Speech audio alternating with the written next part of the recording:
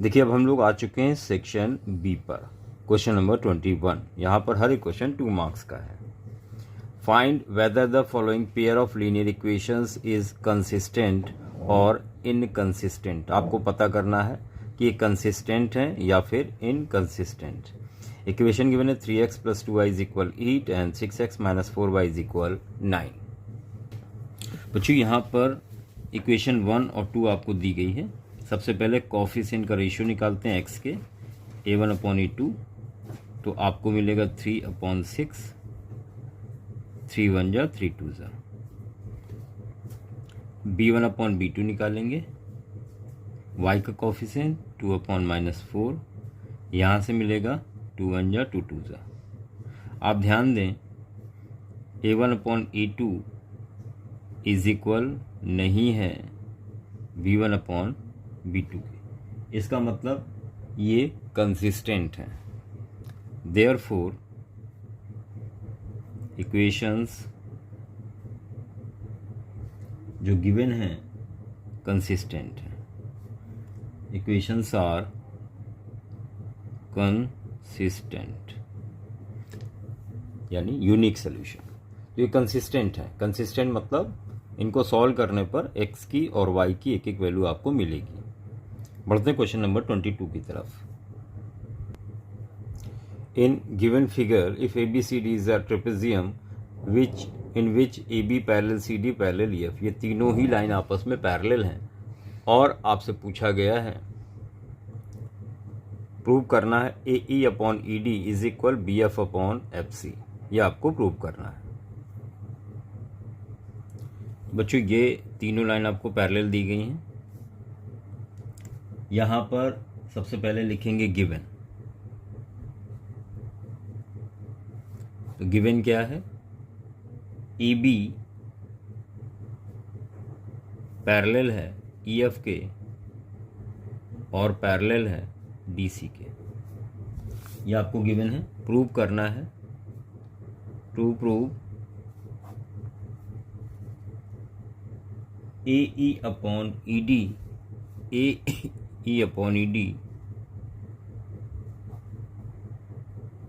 Is equal BF/FC। ये आपको prove करना है। यहाँ ट्रायंगल फॉर्म कर लें तो कंस्ट्रक्शन करना होगा।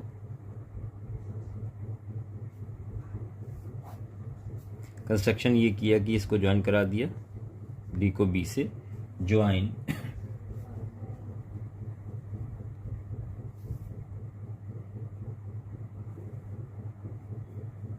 BD, और जिस पॉइंट पे कट कर रहा है उस पॉइंट को G सपोज कर लिया। कट्स EF एट G, ये कंस्ट्रक्शन किया है यहाँ पर। बच्चों यहाँ पर ट्रायंगल बन चुका है, आप देख सकते हैं। ये वाला ट्रायंगल आपको दिख रहा होगा। इन ट्रायंगल ABD ये दोनों लाइन पैरेलल हैं, तो यहाँ पर BPT थ्योरम का इस्तेमाल किया जा सकता है। AE/ED इज इक्वल BG/GD, ये लिखेंगे। Proof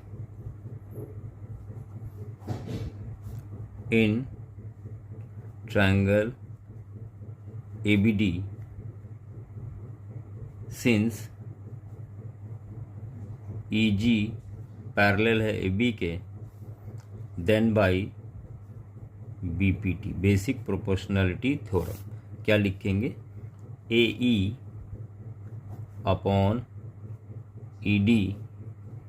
is equal BG/GD, equation number 1।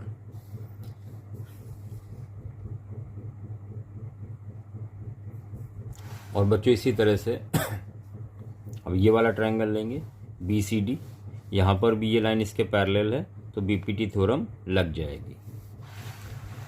तो यहाँ पर लिखेंगे in triangle BCD since GF parallel है DC के, देन बाई BPT। आप लिखेंगे BG upon GD is equal BF upon FC। Equation number 2 आप देख सकते हैं इक्वेशन 1 और 2 के ये पार्ट आपस में इक्वल हैं, तो ये भी आपस में क्या होंगे, इक्वल होंगे। तो यहाँ पर लिखेंगे आप from equation 1 and 2 we have, क्या लिखेंगे, AE upon ED is equal BF upon FC, और यही आपको प्रूव करना था, हैंस प्रूव्ड। समझ में आ गया होगा, आसान सा था ये क्वेश्चन। और इसी के साथ इसके दूसरे पार्ट की तरफ बढ़ते हैं। 22 का और इन फिगर AD और DB आपको गिवन है, AE भी गिवन है, EC भी गिवन है, और ट्रायंगल ADE 48 डिग्री दिया गया है। एंगल ABC ये आपको फाइंड आउट करना है। तो चलिए स्टार्ट करते हैं 22 का और पार्ट। तो यहाँ पर गिवन क्या है, गिवन है AD इज इक्वल 6 सेंटीमीटर और DB 9 सेंटीमीटर,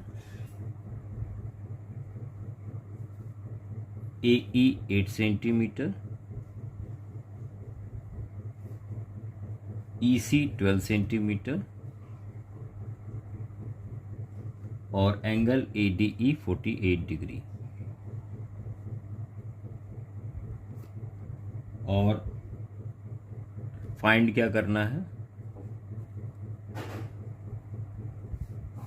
एंगल ABC।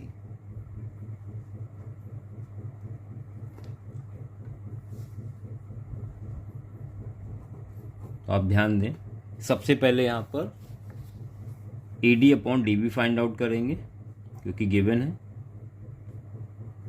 तो AD है 6 और DB है 9, 3 से कट हो जाएगा, 3 2 जा 3 3 जा। और इसी तरह से AE अपॉन EC,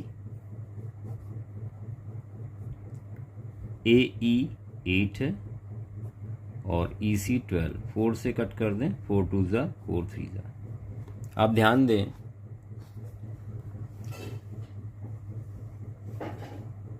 ये दोनों ही वैल्यू इक्वल आ रही हैं, इसलिए हम लिख सकते हैं AD upon DB is equal AE upon EC।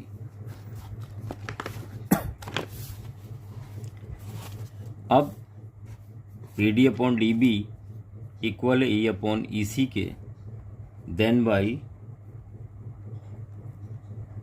Converse of BPT theorem के कन्वर्स से लिख सकते हैं कि जो DE होगा वो पैरेलल होगा BC के, और अगर ये पैरेलल होगा तो एंगल ADE इज इक्वल होगा एंगल ABC के, और ये एंगल दिया गया है 48 डिग्री, यही फाइंड आउट करना था। रीजन होगा करेस्पॉन्डिंग एंगल्स। तो ये कंप्लीट हो गया आपका 22 का और पार्ट। और इसी के साथ बढ़ते हैं क्वेश्चन नंबर 23 की तरफ। The length of tangent from a point A at a distance 5 centimeter from center of the circle is 4 centimeter. Find a radius of the circle. 23। तो यहाँ देख सकते हैं क्वेश्चन में कहा गया है एक सर्कल है जिसका सेंटर से दूरी एक पॉइंट की जो कि सर्कल के बाहर है, OA 5 सेंटीमीटर गिवन है और टेंजेंट की लेंथ 4 सेंटीमीटर है। आपसे कहा गया रेडियस OT फाइंड आउट करें। बच्चों ध्यान दें, जो पॉइंट ऑफ कांटेक्ट होता है जहाँ पर रेडियस और टेंजेंट ज्वाइन होते हैं, ये एंगल हमेशा 90 डिग्री होता है। और इस ट्रायंगल की बात करें तो 90 के ठीक सामने हाइपोटेन्यूज होगा, तो आप लिखेंगे in triangle AOT। Pythagoras theorem यहाँ पर लगाएंगे, तो 90 के सामने हाइपोटेन्यूज, तो लिखेंगे OA square is equal OT square plus AT square. बच्चों OA जो कि 5 का स्क्वायर होगा, OT रेडियस फाइंड आउट करनी है, और AT 4 का स्क्वायर। तो यहाँ से आपको OT स्क्वायर मिल जाएगा 25 माइनस 16, ये उधर जाके माइनस होगा यानी 9। तो OT स्क्वायर हटाएंगे, रूट लगेगा, स्क्वायर रूट ऑफ 9 3 होगा, तो रेडियस आ चुकी है 3 सेंटीमीटर। तो आसान सा क्वेश्चन था। और इसी के साथ बढ़ते हैं 24 की तरफ। देखिए क्वेश्चन नंबर 24 क्या है। 24 में आपसे कहा गया है, एक इक्वेशन दी है, sine square 60 degree plus 2 tan 45 degree minus cos square 30 degree. इसको आपको कैलकुलेट करना है। बच्चों यहाँ वैल्यू रख देंगे, साइन 60 की वैल्यू होती है √3/2, स्क्वायर लगा है तो होल स्क्वायर हो जाएगा, प्लस 2 tan 45 की वैल्यू यहाँ पर 1 रखेंगे, माइनस कॉस 30 की वैल्यू √3/2 और होल स्क्वायर लगा देंगे क्योंकि स्क्वायर लगा है। यहाँ से मिलेगा, रूट का स्क्वायर हटेगा, स्क्वायर की वजह से रूट हटेगा, सॉरी, तो 3 आएगा, और 2 का स्क्वायर 4 प्लस 2, और यहाँ से √3 का स्क्वायर 3 होगा और 2 का square 4। Positive negative value cancel होंगी और फाइनल आंसर मिल जाएगा आपको 2।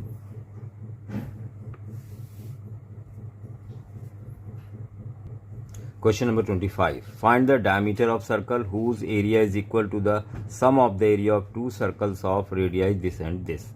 कह रहे हैं उस सर्कल का डायमीटर निकालो जो 2 अलग अलग सर्कल के एरिया के सम के इक्वल है। तो चलिए करते हैं 25। बच्चों यहां पर आपसे बोला गया है area of circle 1 is equal है area of circle 2 plus area of circle 3। ये आपको गिवन है। अब सर्कल का एरिया होता है पाई r² is equal pi r² pi r²। देखिए एक सर्कल ये हो गया, दूसरे की रेडियस को r1 मान लेते हैं और इसको r2 मान लेते हैं।